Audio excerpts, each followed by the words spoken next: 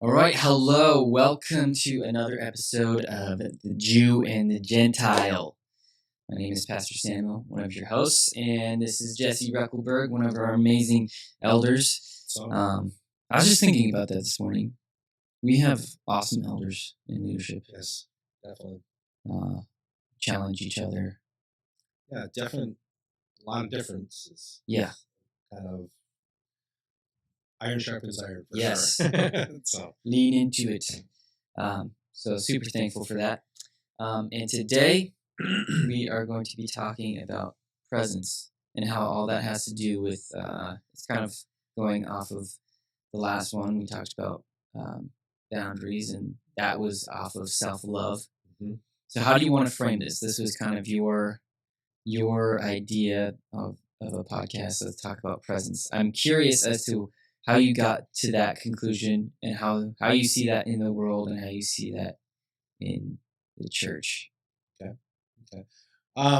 Well, as far as self-love is concerned, I mean, presence, we have different ways of reaching some sort of presence. Okay.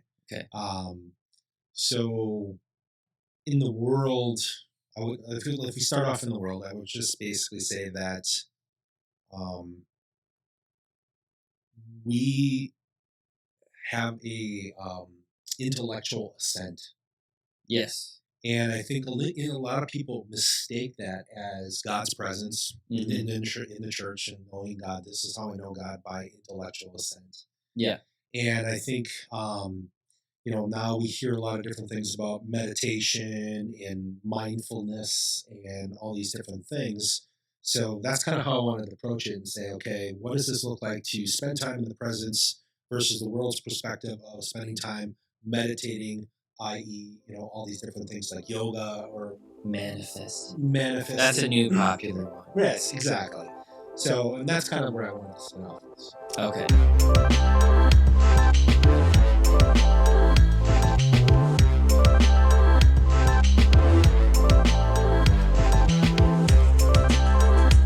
Really, it has a lot to do with self, to be honest with you, because the world, I mean, we look at people just in general, we know that there's something there, something necessary. And so we spend time in meditation. You hear all these self-help gurus, like, what's his name? Tony Robbins? Or Eckhart Tolle. You know who he is? I'm not familiar. Which is, he's all about mindfulness. Okay. And a lot of the things he actually talks about, he really sounds very much like being in presence. Yeah. And a lot of these people, they come out and their lives seem changed. Okay. So what I'm trying to say is what does that look like versus what Christian experience is supposed to look like, right? Versus what religion will do, right? Well, so everything that the world does, and especially the New Age, which I would say this is pretty connected to the New Age, right? Right. Yeah, and that's kind of that's what I'm trying to talk about, like the presence versus New Age's viewpoint of what that looks like. And it always goes back, for me, it goes back to the source. Right. Like, what is the source of this, like, mindfulness? Because it's actually based in truth, right? Right. That your mind is powerful, and what you think on and the Bible says that. Right.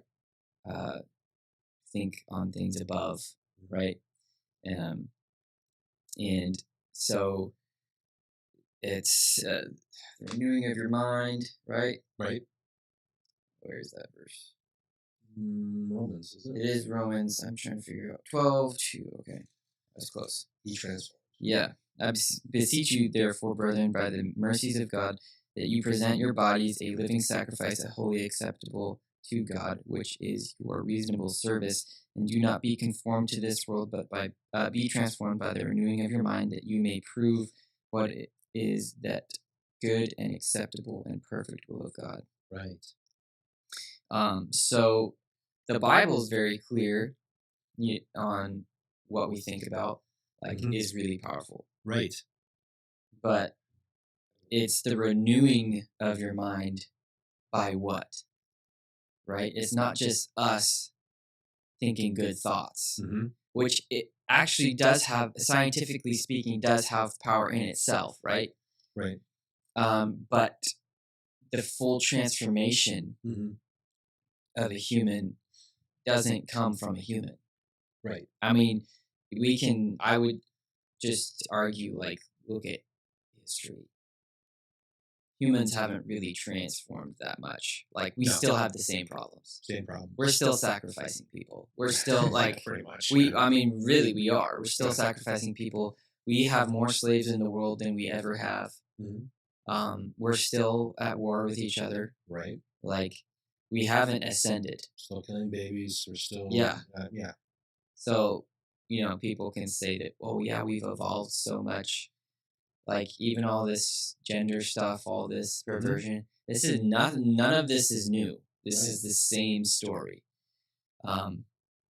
So, like, this whole everything is within yourself idea. Right.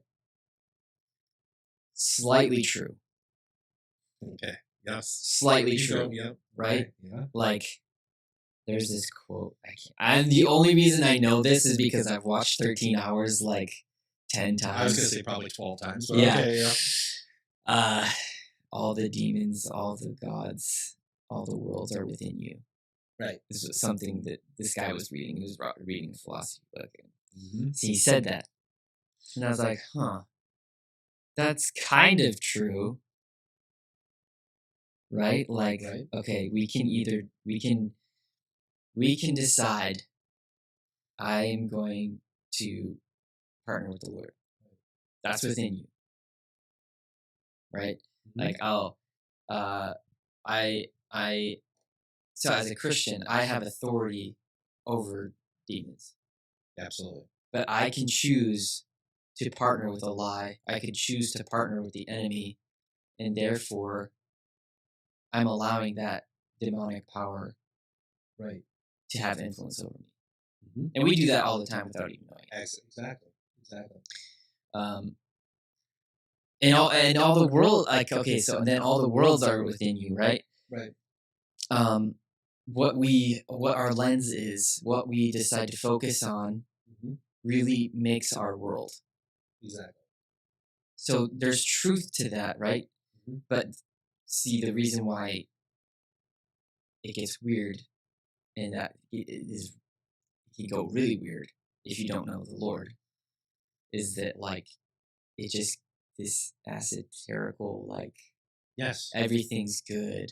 All the gods are good. Like I said, it's like the spiritual or the intellectual ascent. Like, yes. Like we've taken our minds that our minds are the center of the universe versus we're just a part of the universe. Right. There's a difference. Yeah, without that partnering. Right, exactly. And it's interesting you brought up Romans 12 because a lot of people they'll go right to Romans 2 and they'll say, don't be conformed to this world, right? Yeah. But I actually think one of the most important words in those two verses is bodies. Yeah. So I appeal to you, therefore, brothers, by mercies of God, to present your bodies as a living sacrifice, holy and acceptable to God, which is your spiritual worship. Yeah. And I think, I'm glad you actually brought that up because I really feel like people gloss over that and they don't realize that when we present ourselves in what spiritual worship is the presence, right? Yeah. So when we present our bodies as a living sacrifice, we put ourselves into his presence, then we go on and we're being transformed by the renewal of our mind. Yes. So, and I think that's kind of where I want to go. Right. So actually, okay, this is really deep. Yes. Because this goes back centuries. It goes back to Gnosticism and Stoicism. So yes, these are I was hoping you would bring that up. Two really big things that happened in the early church and why Paul was so freaking savage. Oh, I would love Because Gnosticism, a lot of the epistles were combating Gnosticism or Judaism, trying to infiltrate and tell people. Okay, so Gnosticism was saying that Jesus wasn't actually a person. He didn't come as a human being. The Spirit of God came on a human being, and then he ascended right before the crucifixion because God couldn't possibly die. There was even some sects that actually kind of would say that he was kind of like a hologram. Yeah. That he was Right. He looked like a body, but he wasn't really a body. Right, because the belief is that all, and so paganism. This is actually pagan, right? Right. Pagan religion believes that everything physical, everything on earth, everything that we can see and touch and interact with is evil. Right. But when we go to Genesis, what does God do? He creates everything, and every time he created something, he says, this is good. And it's good. So this is a big distinction between the actual Christian faith and pagan belief systems, right? And unfortunately, it's actually infiltrated a lot of the church. I was shocked when I was learning about Gnosticism. And I'm actually kind of studying that myself right now, too. Yeah. Like restudying, I should say. Yeah. Because, like, a lot of people really get offended with miracles and healing and all that stuff. Like, they kind of put it down. Like, your body's not that important, all that stuff. And it's like, okay, I mean, sure, but... we're going to get a new body anyways. Yes. Right. But what did Jesus do? He healed people's body. He created, it was good. He wants us to thrive. He actually, that is good. Everything on earth, he made. It's good. Right. Now we're in the process of redeeming things, and things can be used as evil, for evil, I mean, but they're not inherently evil. They're inherently good. Right. So every time there's something that is used for evil, that's not the purpose of that, right? But Gnostics believed that you have to ascend from this physical world. And it was a really big problem because as all belief systems, then people used that belief system incorrectly and said, well, only spiritual things matter, so I can have sex with whoever I want, however I want, how many times I want, doesn't matter, right? I can act like an animal, basically. Right. I can do whatever in the physical world, but in the spiritual world, I'm super great, right? Perfect. So there's that part of that, and that is actually the whole thing, that the other source of what people are talking about. They don't know it, and they don't know how old this is. Like, this is not new. Oh, it's not new at all. Like, I'm good, but the goal is then to ascend this physical world through this spiritual stuff, but it's all you thinking it, doing it yourself, right? Right. And then the other part of that is the Stoics. And so they're kind of similar in that they don't have, like, emotions are bad. Just stay neutral. And that's how you ascend. So it's all mental and intellectual ascent. And you're kind of above all of these petty feelings, all these petty, like, physical things.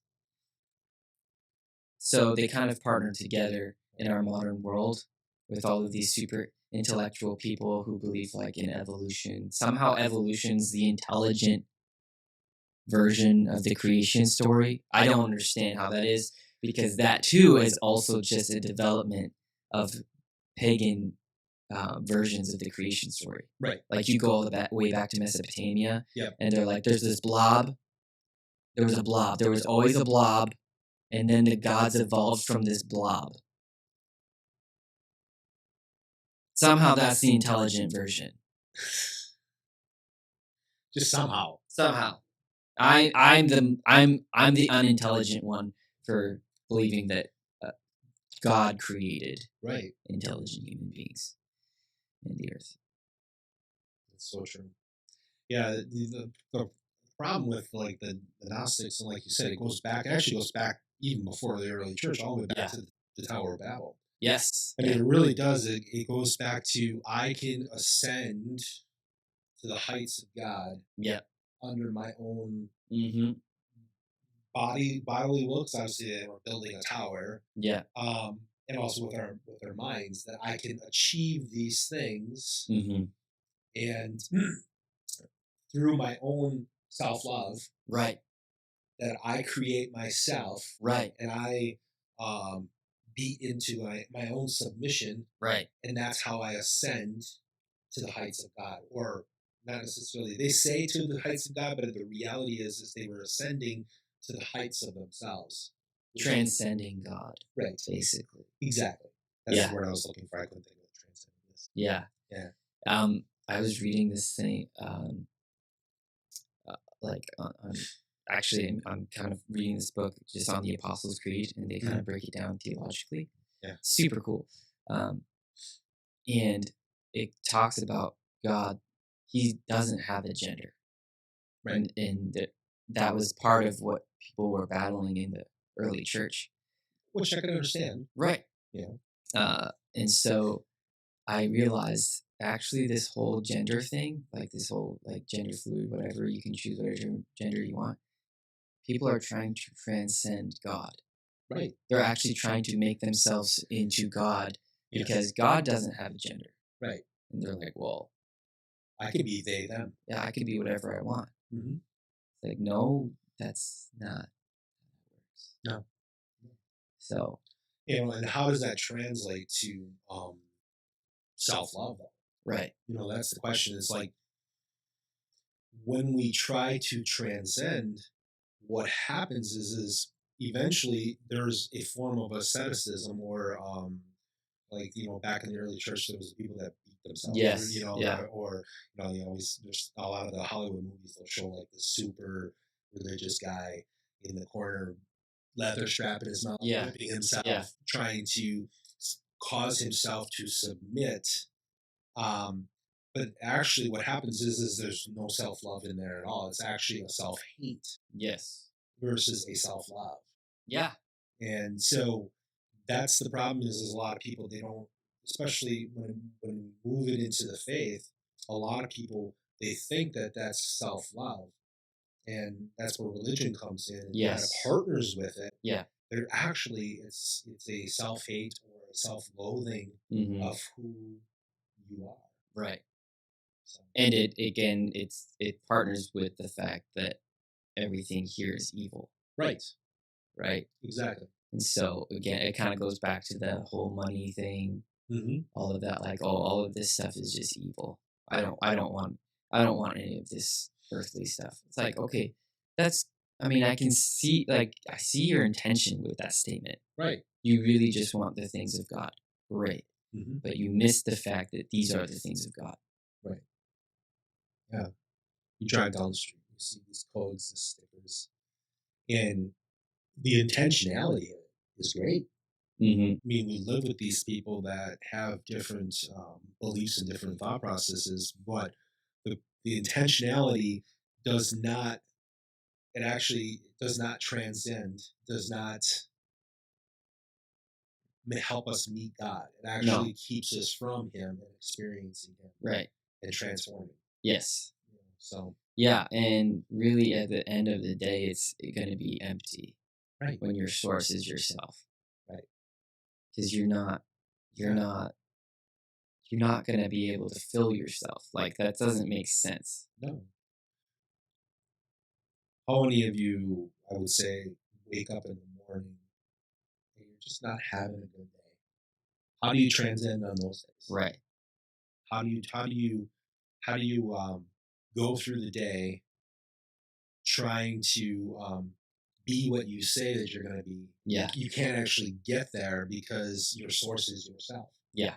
You know? Yeah. It's kind of funny. This is gonna be but it works, okay? No, that's okay. So This is an awkward subject because there's so many different things. I mean, as we're probably noticing already, it's like, well, Bear. whoa. So I used to watch Bear Grylls, the survival show. Yeah. And he's out in the desert. And this is after he ate like a camel testicle or whatever. Oh, okay. And he's like out there for days, and he's like, man, there's no water. There's no water, but a human being can drink his own pee 3 or 4 times before it becomes poison. 3 or 4 times. Yeah. But that's really what self-love is when you're the source. Pretty much. Eventually it becomes poison to you. Yes, exactly. Because you're just recycling and recycling and recycling. Yes. And it's not how that works. Yeah. That's a good analogy. I like that. Yeah. We're like, it's not, you don't generate this stuff. Right.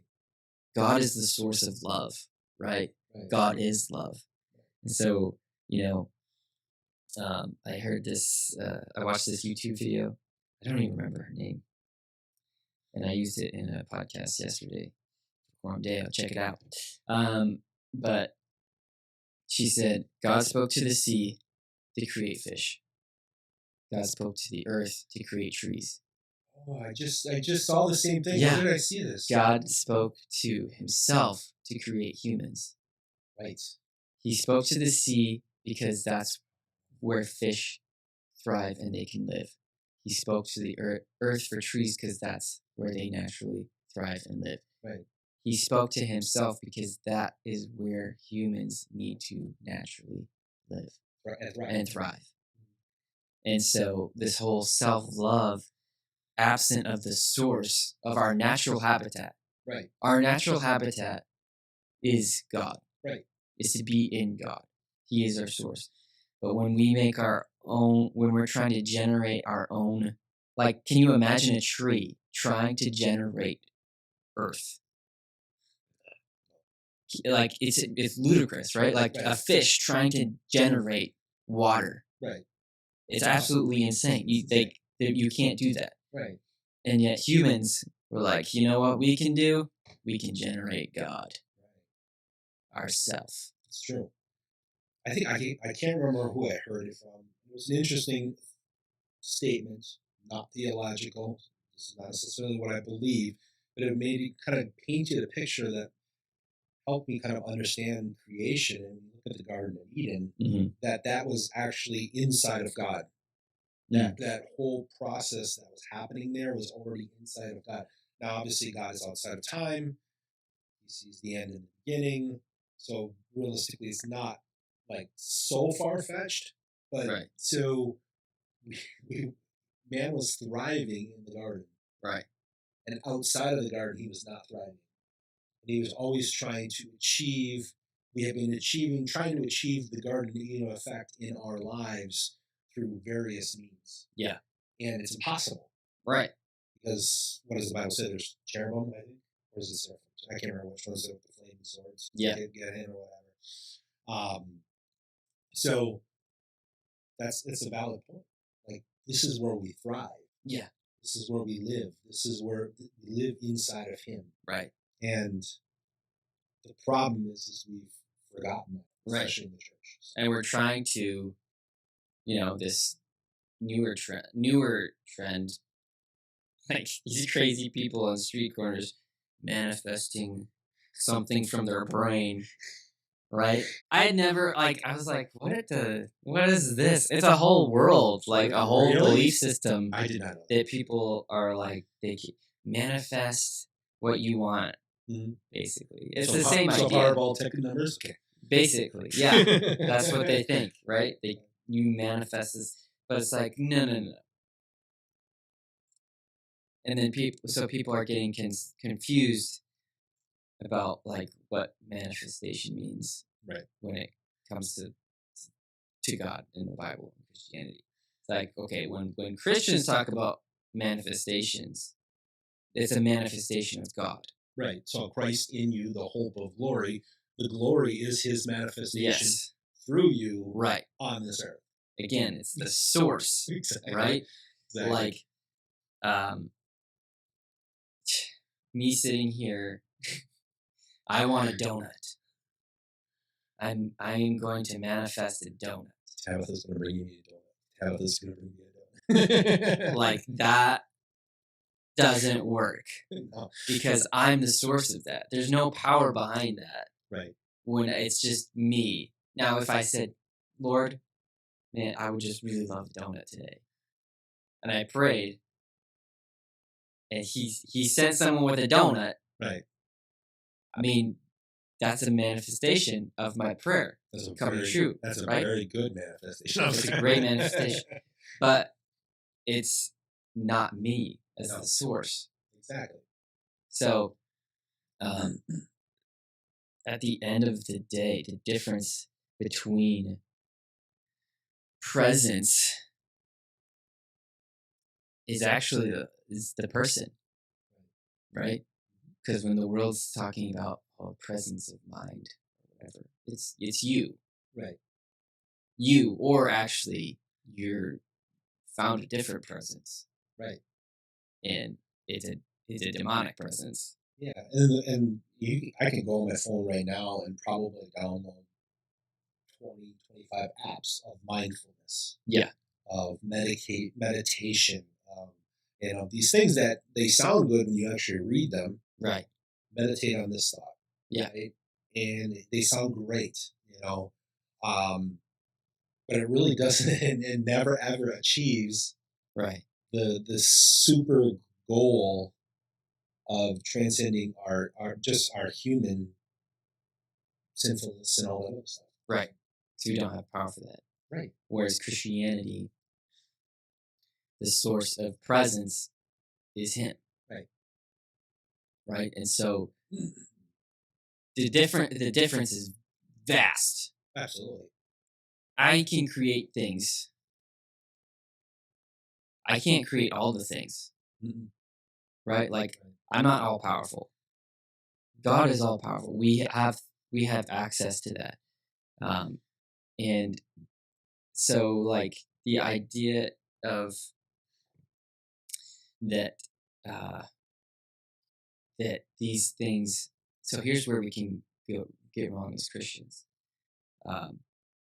Mindfulness is bad. Meditation is bad. Right. Yoga is bad. Yoga, presence is bad. Like, focusing on those things, that's dangerous. Manifestation is bad. Okay. No. So they've taken things that are true, right, and bent them towards what they want. They bent them to their own selfish ambition. But those things were already true. Right. There's nothing, the world doesn't actually have anything that wasn't taken from God, right? He created everything. Yeah. We should be meditating. The Bible tells us to meditate on His Word day and night, right? Have it on our hearts. So we should be meditating on the Word. On the Word. We should be meditating on who Jesus is. We should be meditating on what He's done for us, right? That's actually the purpose of communion. It's like to remember what He's done for us. Right. Remember me as you do this. That's meditation, right? So in a way, Christians have been lazy with that stuff. Right. And I think a lot of Christians don't realize too is that when you look at Buddhism, do most people know that Buddha actually points to Christ and talks about Christ-likeness in some of his writings? He calls him a Buddha type. Same thing with Muslims. He talks about Christ as a prophet. Yeah. All the world religions will point actually to Christ. Yeah. But then they twist it. Yep. And they make it into something, their own version. Yes. Of it. Yeah. Well, because they don't really actually want to submit to Christ in that thought process. Yeah. Yeah. So a lot of people don't realize that. Right.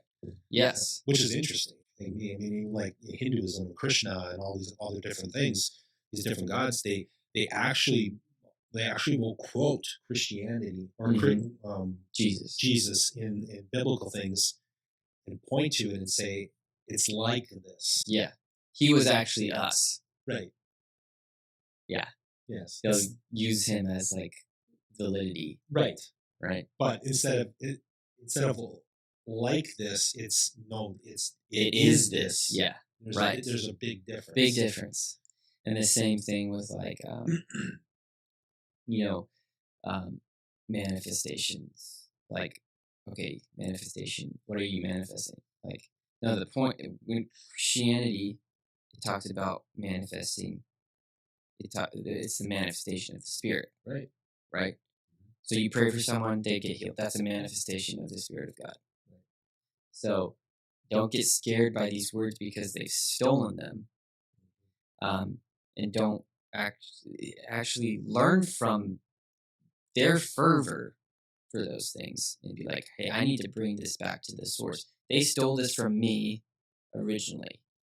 I'm going to bring it back to the Bible, where actually every single one of those words is in there. Right. Every single one. Exactly. And so it's actually kind of it's a challenge, right, to see what's actually true, bring it back to the Word. Be transformed by the renewing of your mind. Yeah. Mindfulness. It's the same thing, except the source is wrong, the source is right. Yes. That's really the simplicity. It is this. It is. And so we should be people. We should be spiritual people. And we were talking about this the other day, but we need to be grounded in community. We need to be grounded very much so in the Bible, in the Word, because if you can't explain it, if you can't be like, okay, this is where I'm getting this from, then it's really dangerous.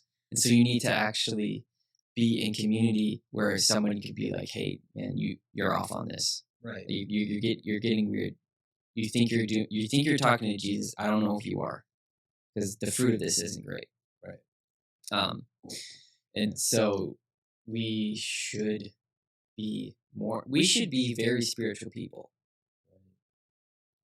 So a lot of the verse that comes to my mind is Psalm 1, when it says that it will be like a tree planted by living water. Yeah.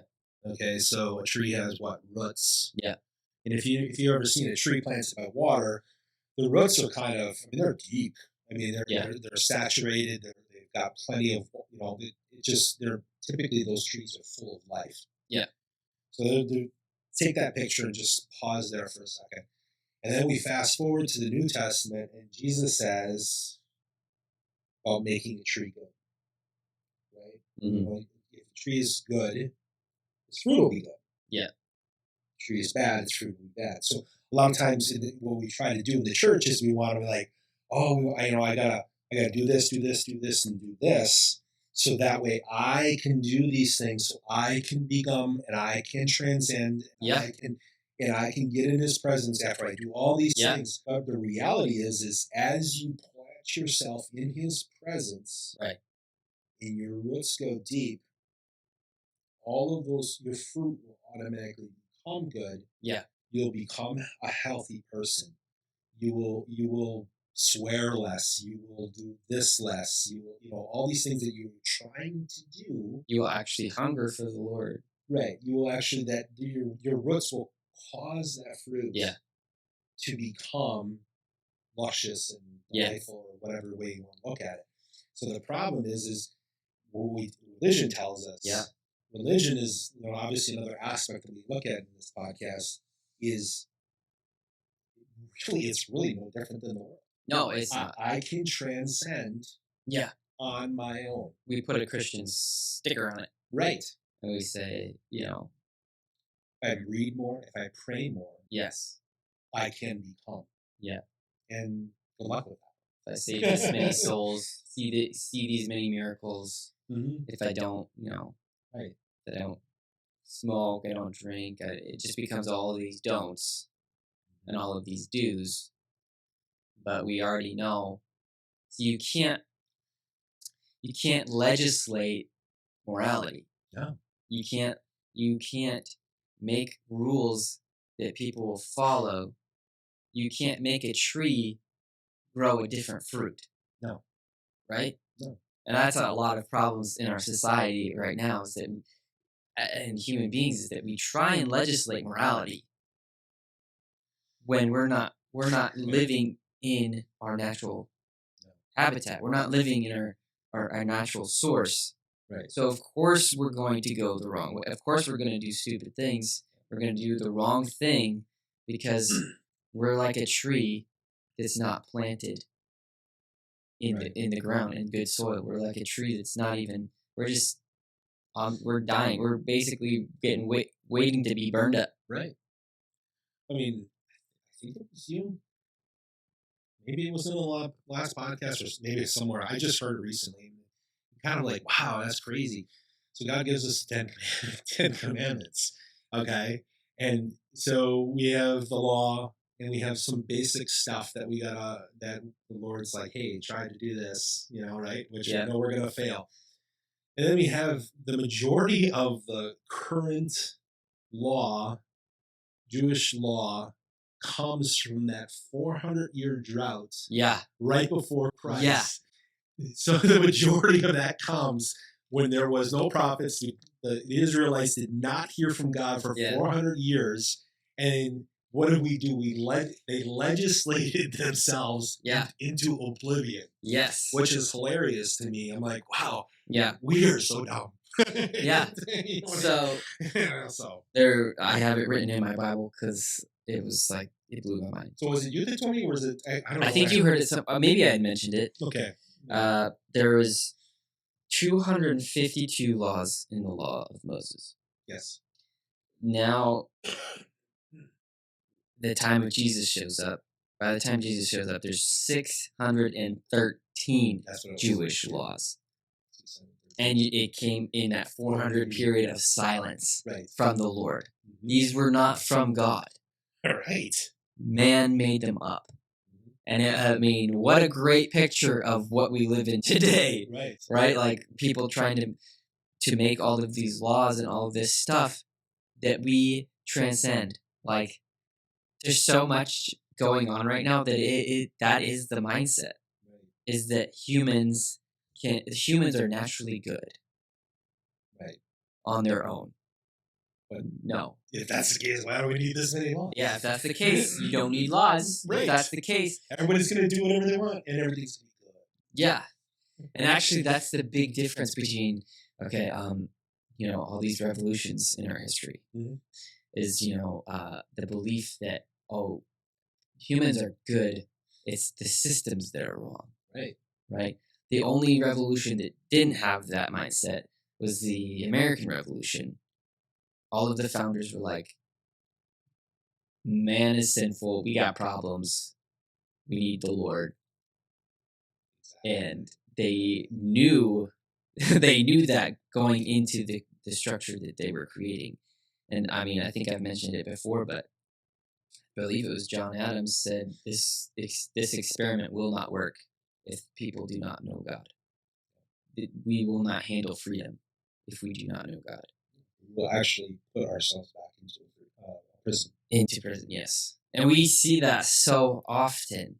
It's insane. And self-love, when it is that peace cycle, is putting yourself into bondage. Right. You're a slave to this thing because the source is never. You're gonna need more and more self-love. You're gonna need more than 14 hours a week eventually for this self-love because now you're just recycling poison. It's not working. You're gonna need more and more and more, and it's actually you're poisoning yourself. Exactly. It's just it really. Like I'm trying to think of where that is. I think it's in Galatians when he talks about with all these things there is no law. Is that Galatians? I think so. Shoot. I'll Google it. Sorry, people.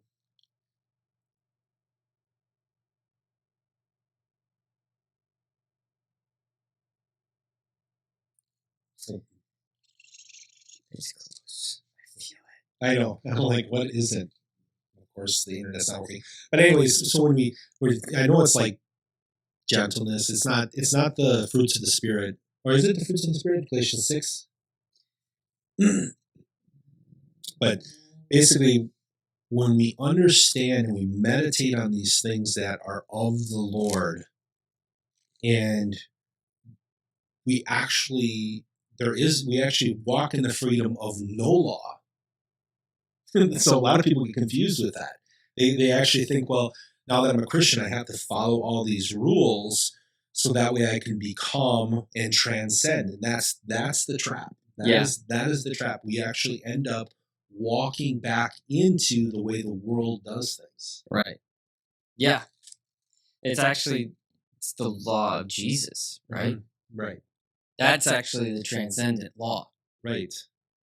It's higher. Galatians 5. I was close. 5 verse 22 and 23. But the fruit of the Spirit is love, joy, peace, forbearance, kindness, goodness, faithfulness, gentleness, self-control. Against such things there is no law. How do we get those things?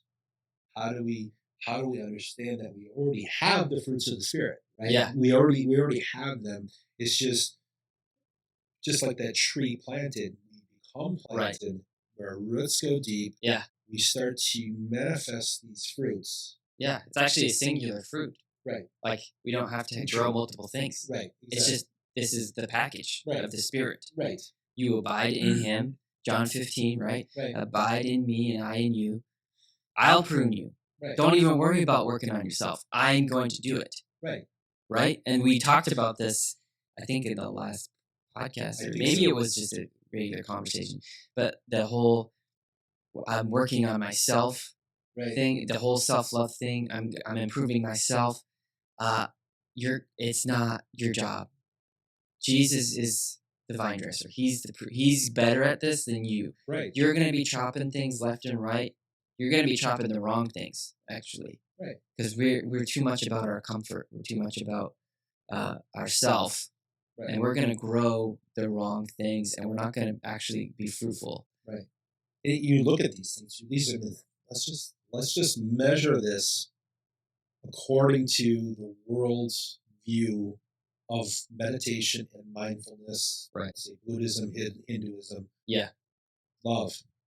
Sounds pretty normal. Sounds like the world wants love, joy, peace, forbearance, which is essentially patience, kindness, goodness, faithfulness, gentleness, and self-control. Yeah. All of those are trying to be achieved through that other thing. Right.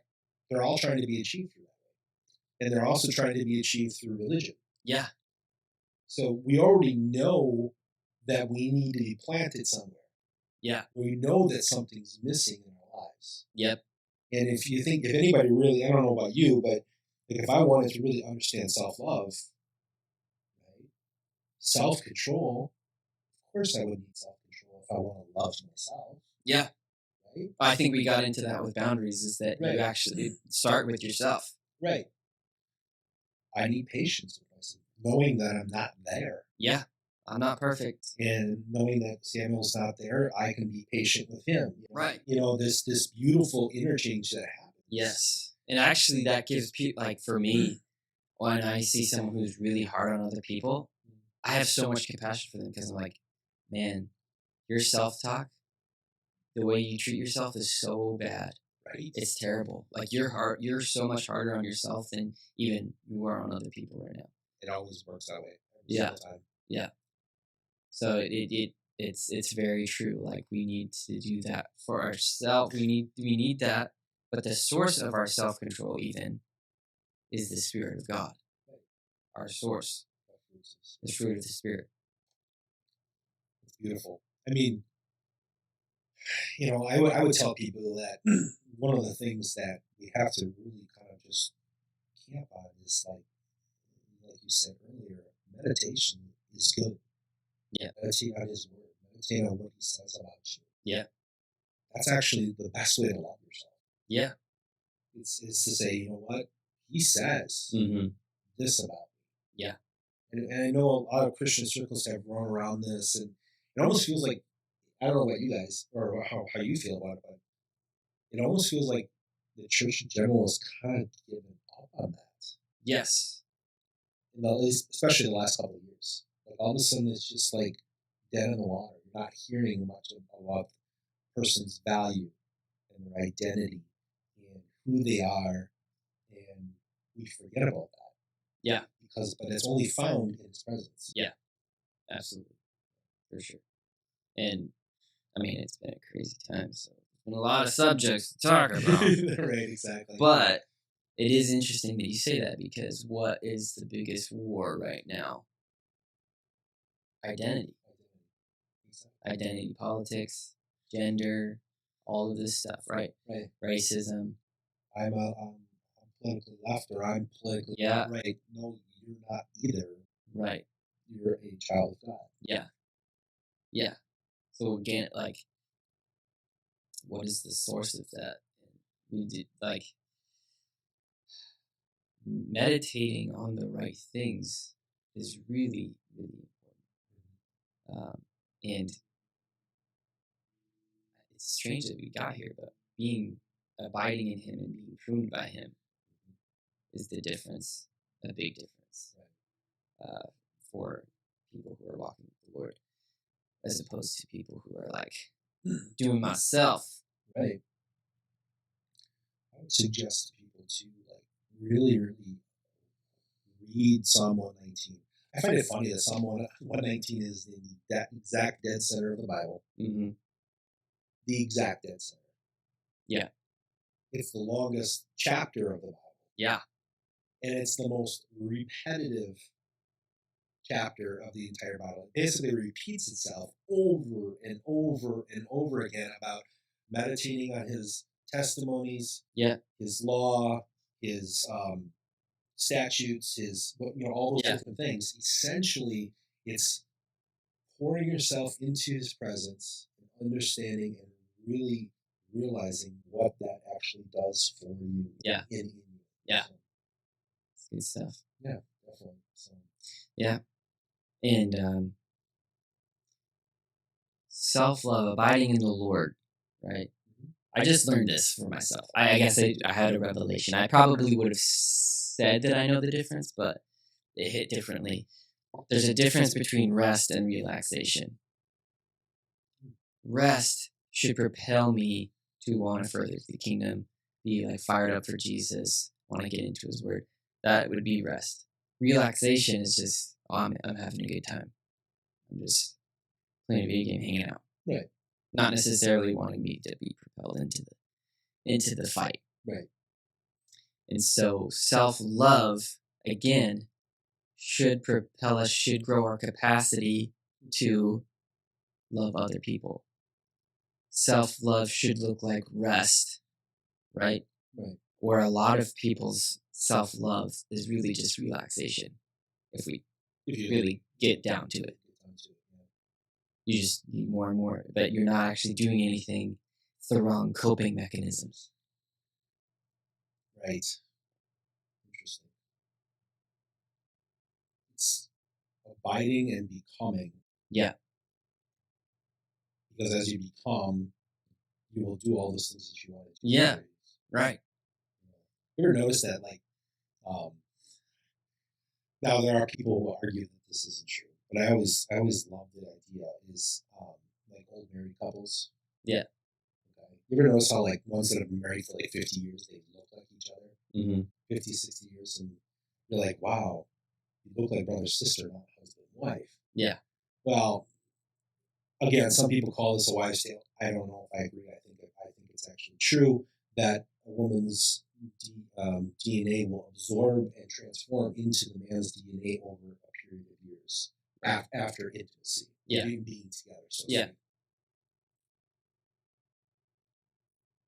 The more we're with the Lord, the more we will look like Him. Right. Well, even so, let's say that the DNA thing isn't true. Right? I believe it is. I actually agree with you. I think it's true. Yeah, because I know too many old couples that look exactly like each other. But let's just say, for argument's sake, it's not. Right. you're going to be with this person for that long, their preferences are going to shape you. Right. And and vice versa. So your preference and her preference, they're going to start coming together. Right. To look this like your style is going to be different, your speech is going to be different, the way you operate as a person, how you interact, it's going to start to blend together. Your likes and your dislikes. Yeah, it's all going to start to shape each other. Right. So even regardless of the DNA thing being true, that's just I think it's true. But I do too. That alone. Right. Right? So the more we're with the Lord, the more we're abiding in Him, the more we're actually bringing Him to our source, which is really the Christian version of self-love, is to go to the source, because that's the best way I could love myself, is to go to my source, because humans are not the source of love. Right. And I think that's a big thing we need to kind of stamp in there, is that self-love is kind of misnamed, because you can't love. We don't generate love. Yes. Love is something above us. Right. Love is something from God. Right. Right. God is love. You can't actually love yourself without God. Right. It's impossible. Right. Hence why people keep needing more and more of that time, because they're recycling their pee. Yeah. Yeah, and actually, kind of like to piggyback that, but slightly off topic, when we look at marriages and stuff like that, non-Christian marriages, how healthy can they become without the presence of the Lord? Right. I mean, because if God is love, how do you do that without? I don't know. I really don't know. Yeah, I mean, like, I honestly don't know. Is it just like an animalistic urge, or is it if I take care of my wife, she'll take care of my needs, and then I take transactional. Care of it's transactional. Exactly. Yeah. Is that really love? I don't know. I mean, we were married before we were Christians, so I believe that it is more transactional than it actually is. Yeah. Was true love. Right. So, and like you said, I can't love my wife without God. I think that, and the more I love her and take care of her, the more I actually love myself. Yeah. Because I realize my value. Yeah. It's important. It is important.